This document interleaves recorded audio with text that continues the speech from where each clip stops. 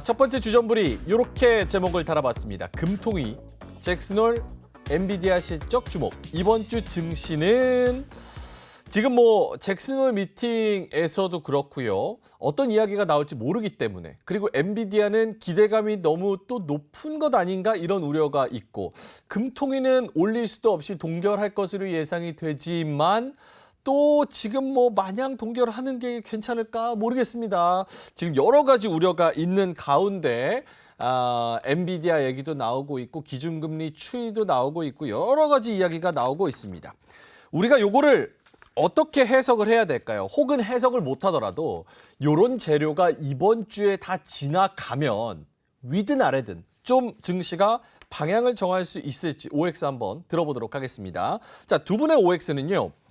이번 주 지나면 모든 재료가 어쨌든 불확실성이 해소가 되면 다음 주쯤은 박스권을 탈출할 수 있다. OX. 그러니까 방향을 정할 수 있다. OX로 들어주시면 될 것 같습니다. 하나, 둘, 셋 들어주시죠.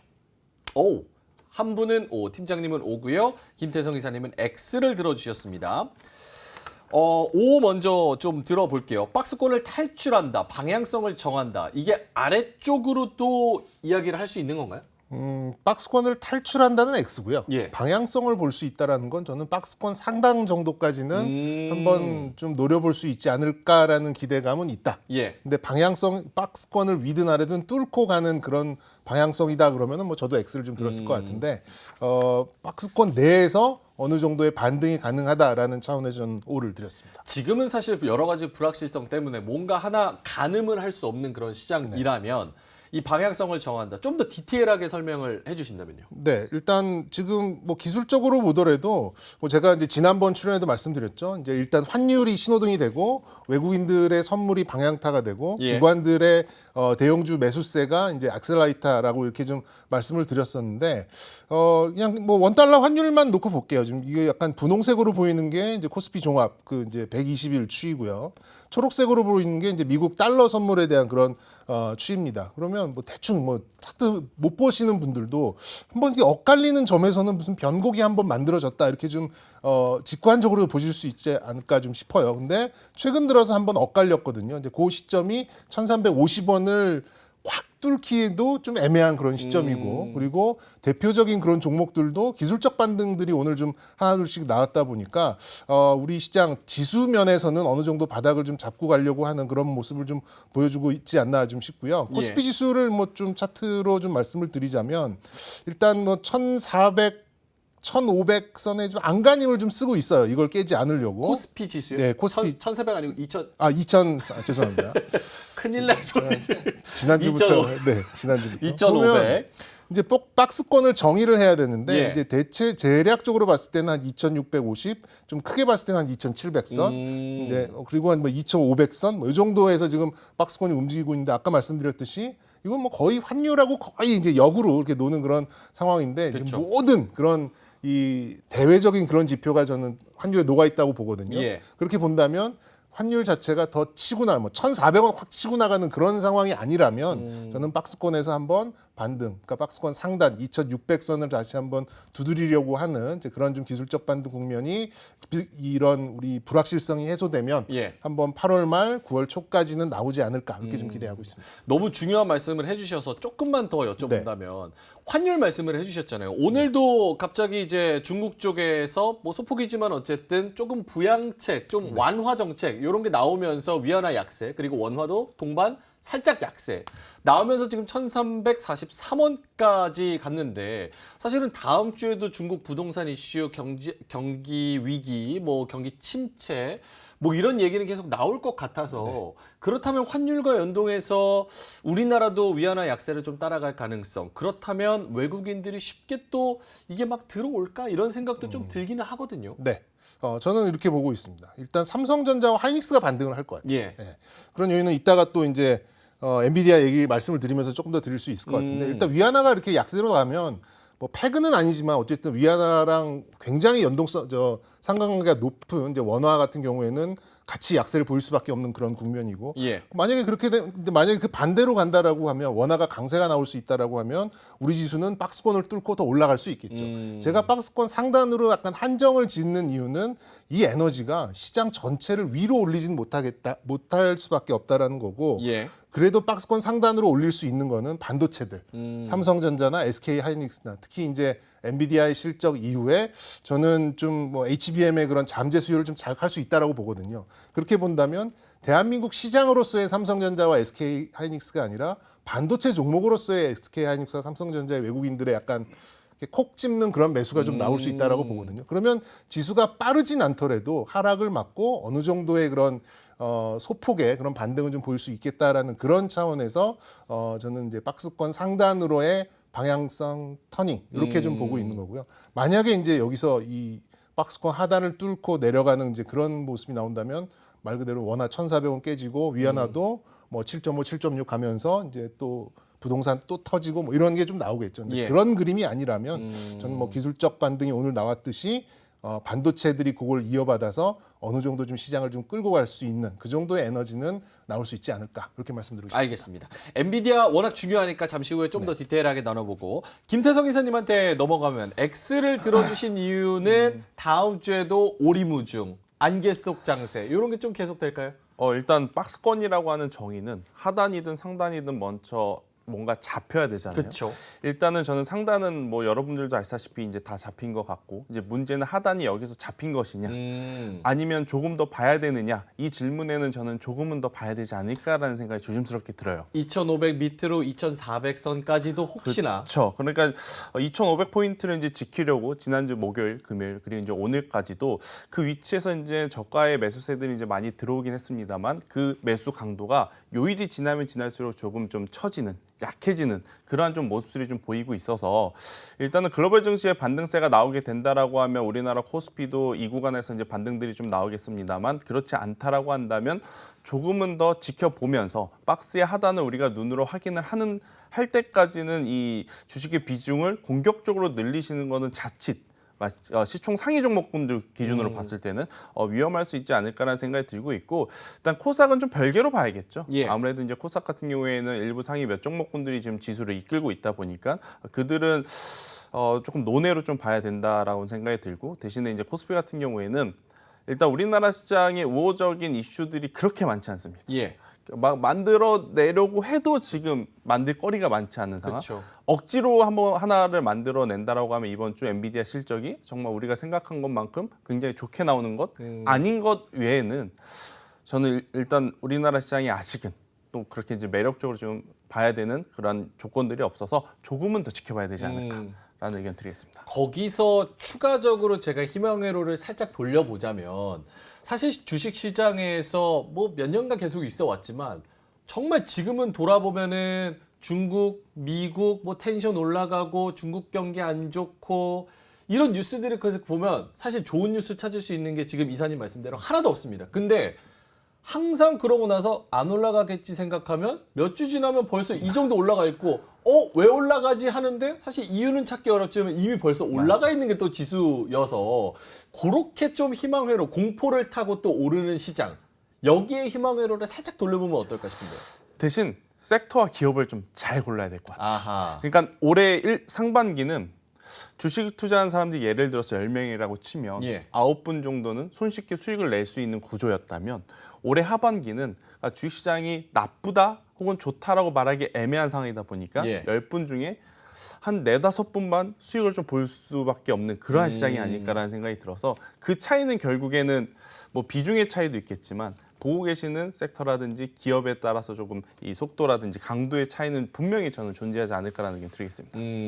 알겠습니다. 자, 그럼 이벤트로 좀 디테일하게 가본다면 두 분이 이번 주에 가장 중요하게 생각하시는 이벤트, 뭐 잭슨홀 아니면 엔비디아일 것 같은데 어떠세요? 어떤 이벤트가 가장 중요합니까, 팀장님? 우리나라 시장으로 봤을 때는 저는 엔비디아가 더 엔비디아? 중요하다고 봐요.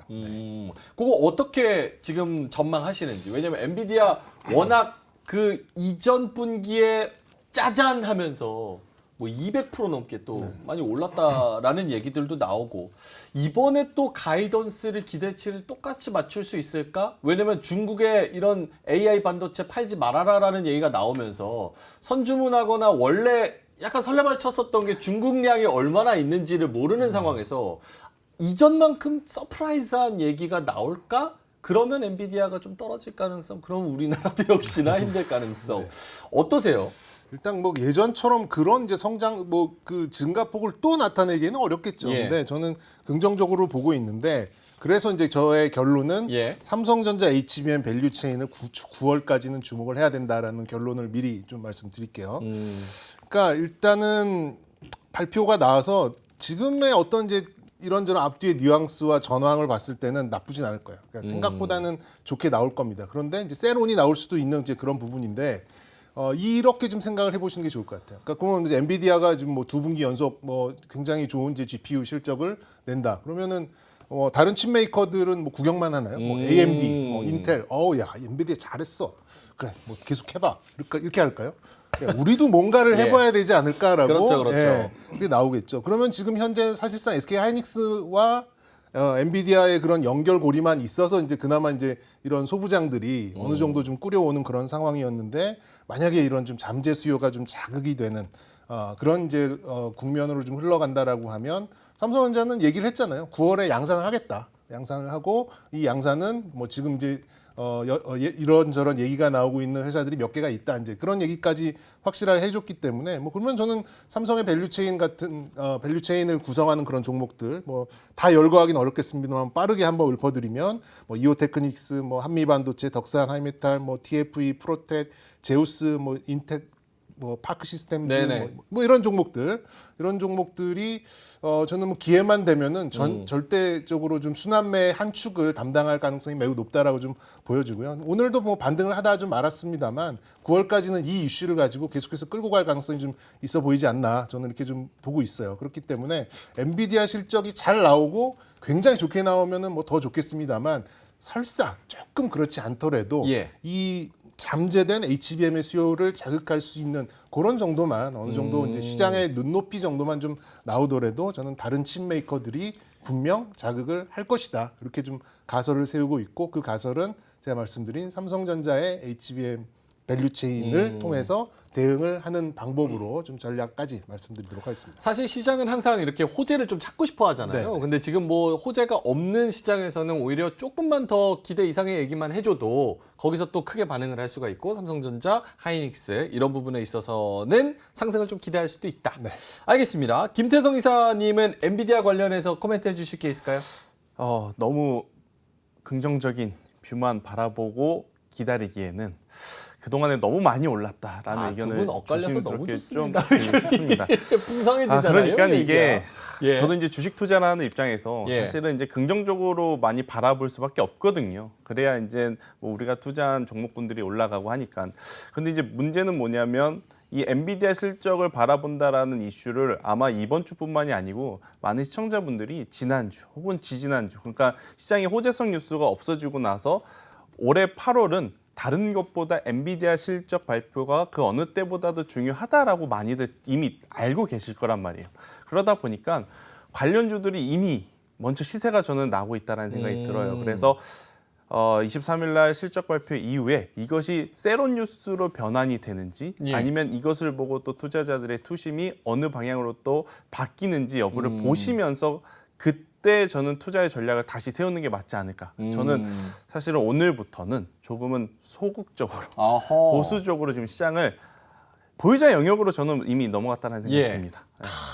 조심스럽게 말씀드리겠습니다. 이래서 주식이 진짜 어려운 것 같습니다. 같은 팩트와 같은 현상을 보고도 또 다르게 분석을 내놓을 수 있기 때문에 김태성 기사님은 지금 뭐 그러면 엔비디아 실적 우리나라랑 또 관련된 그런 올라갔었던 종목들 대표적으로 네. 뭐 한미반도체나 이런 종목들이 이미 벌써 높은 위치에서 꽤 많이 올라와줬고 그쵸. 거기서 사실 조정 거의 안 받았거든요. 그냥 살짝만 쉬기만 했었지. 그러면 이런 종목들도 이미 벌써 보유자의 영역에 들어갔다 쪽인 건가요? 일단은 이번 주, 그러니까 오늘 기준으로는 이미 저는 보유자 영역으로 들어갔다라고 오. 판단을 하고 있어서 뭐 포모 현상이라는 단어 여러분들도 이제 잘 아실 거예요. 그 현상에 시달려서 저는 이쪽도 공격적으로 지금 사야 되는 거 아니야라고 또 고민들 많이 하실 것 같은데 제 기준으로는 23일 날 엔비디아 실적 발표 이후에 우리나라의 수급 동향을 보고 나서 그때 판단을 해도 저는 늦지 않는다라는 의견을 드리도록 하겠습니다. 알겠습니다. 그러면 김태성 이사님은 그거 말고 정말 네. 짧게만. 그러니까 엔비디아도 그렇게 기대가 별로 없으면 네. 좀 긍정적으로 보는 다른 섹터나 뉴스나 이런 거는 있어요? 반도체 섹터의 이 견줄 그 크기의 섹터는 아니지만 예. 그래도 오늘 같은 시장에서도 가장 좀 돋보였던 게 저는 K 피부 미용 의료기기 쪽이 아닌가라는 피부 생각이 의료기기. 들어요.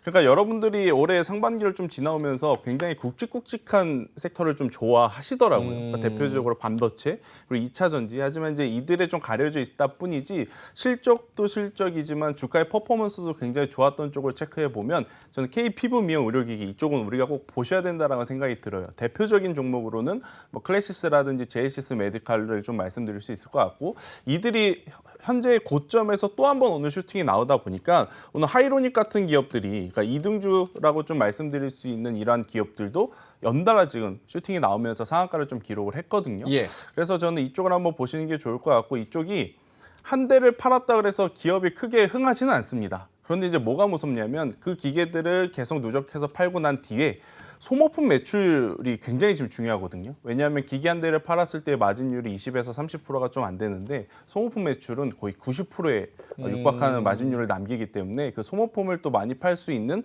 이 분위기를 또 형성을 한다라고 하면 당연히 실적은 편안하게 좀 좋게 나올 수 있는 부분들이 있어서 뭐 반도체라든지 2차 전지에 비해서 섹터의 규모는 굉장히 작지만 이 주가의 퍼포먼스는 우리가 무시할 것은 아니다라는 의견을 한번 드려보도록 하겠습니다. 알겠습니다. 지금 엔비디아 실적 관련해서는 정경민 팀장님은 하이닉스 삼성전자 기준으로 조금 기대를 가질 수 있는 호재라고 생각을 하시고 김태성 이사님은 그것보다는 조금 보수적으로 보시면서 반대로 좀 피부 미용 의료기기 이쪽을 보면 좋겠다. 알겠습니다. 그러면 잭슨홀. 와 이거 오늘 이벤트 하다가 시간 다 가겠는데 짧게만 한번 해볼게요. 잭슨홀 왜 다루냐면 이번 잭슨홀의 주제는 경제 전망입니다. 근데 어떤 이야기가 나올지는 사실 모르겠어요. 하지만 작년 이맘때 잭슨홀 했을 때 아무 이야기 없이 그냥 원래 원론적인 이야기 하면서 쭉 그냥 무탈하게 지나갈 것이다 하면서 한번 사고 쳐가지고 뒤통수 세게 맞았었죠, 우리가. 그래서 이번 잭슨홀에는 진짜 무탈하게 지나갈지 아니면 좀 조심을 해야 되는지 정경민 팀장님. 네, 저는 무탈할 거라고 보고 있는데 저번에는 사실 너무 이런 말씀하기 좀, 예. 좀 나댔다라고 좀 표현을 해야 되는데 누가요? 시장에서 시장이 금방이라도 무슨 금리 인하를 할 것 같고 아하. 그거 말도 안 되는 거를 너무 이제 했었죠. 근데 이번에는 이제 사실 큰 기대가 서로 없어요. 예. 서로 없고 쇼크는 없다라고 금리 인상은 시장에서도 뭐 할 수도 있지. 하지만 또 할 수 있을까? 계속 연속적으로 할 수 있을까?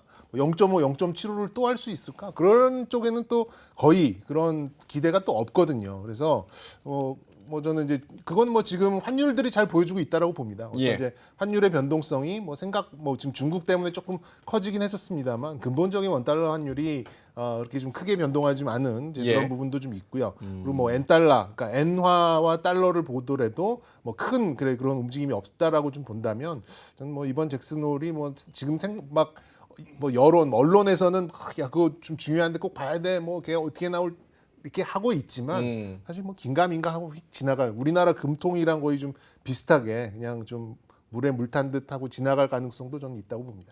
시장에서 작년에는 너무 사실은 뭐 이렇게 오만했다라는 그 말씀이 맞는 게 너무 기대가 딱 위에 올라가 있어서 좀 얻어맞은 감이 좀 있죠. 혹시나 오해가 있으실까봐 나대다 이거는 표준어입니다. 비속어도 표준어, 아니에요. 예.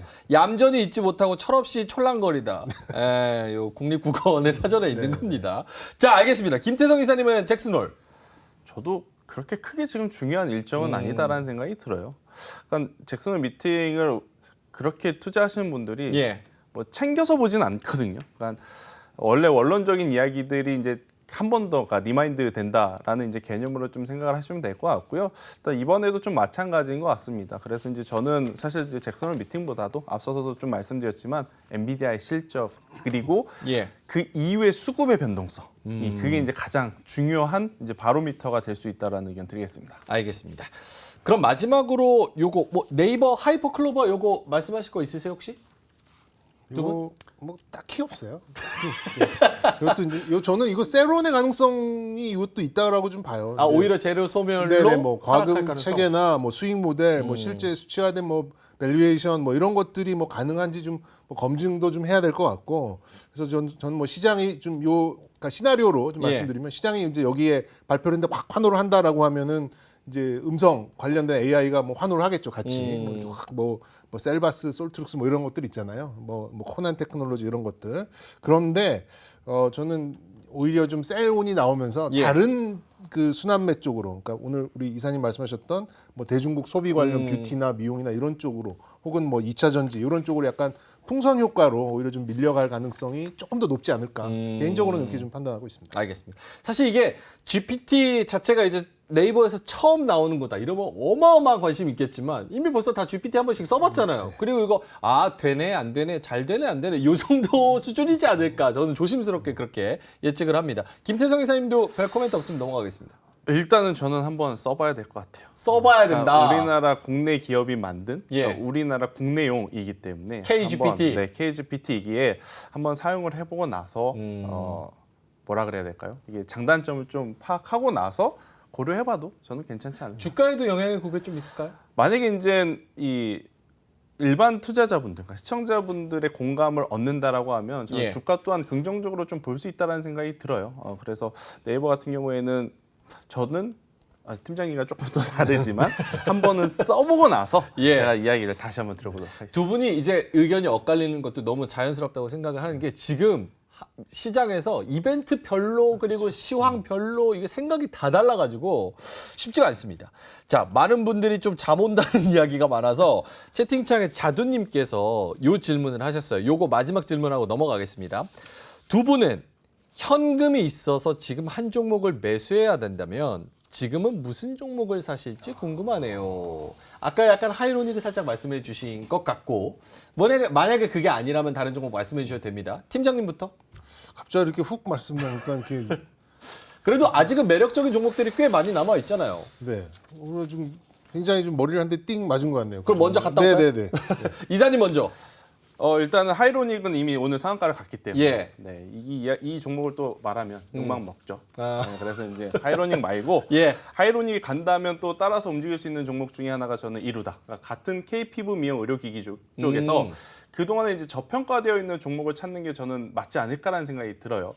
그러니까 지금 지수가 여기서 올라갈지 여기서 한 번 더 조정을 받을지 아무도 모릅니다. 예. 그래서 이제 너무 고점에 있는 기업들을 공격적으로 트레이딩 하시기보다는 일단은 그동안에 상승하지 못했지만 상승할 만한 이슈거리가 있는 기업들은 저는 지금도 괜찮다고 생각이 드는 게 일단 이루다 같은 경우에는 2분기 실적이 다른 KPV 미용 의료기기보다는 좀 적게 나왔어요. 근데 그 이유를 보니까 일회성, 그러니까 광고 비용이 많이 이제 집행이 되다 보니까 다른 기업들 실적 잘 낼 때 이 기업의 실적은 조금 부진했다라고 좀 보시면 될 것 같고요. 일회성적인 측면이라서 저는 충분히 이겨낼 수 있는 3분기, 4분기의 실적을 그려본다라고 하면 저는 KPV 미용 의료기기가 현재 구간에서 계속 잘 버텨준다라는 전제하에 이루다가 한 번 더 올라갈 수 있지 않을까라는 의견 드리도록 하겠습니다. 알겠습니다. 이루다 말씀을 해주셨고 팀장님은 좀 어려우시면은 다음 뭐 주제로 넘어갈까요? 다음 주제 이거 여기서 같이 엮어서 네, 말씀하시면 네. 어떨까 네, 싶 네, 맥신 네. 관련 네, 네, 맥신 관련해서 요거 말씀하시면 어떨까 싶은데 자 그럼 넘어갑니다. 네. 알겠습니다. 이로운 경제 채널 EBC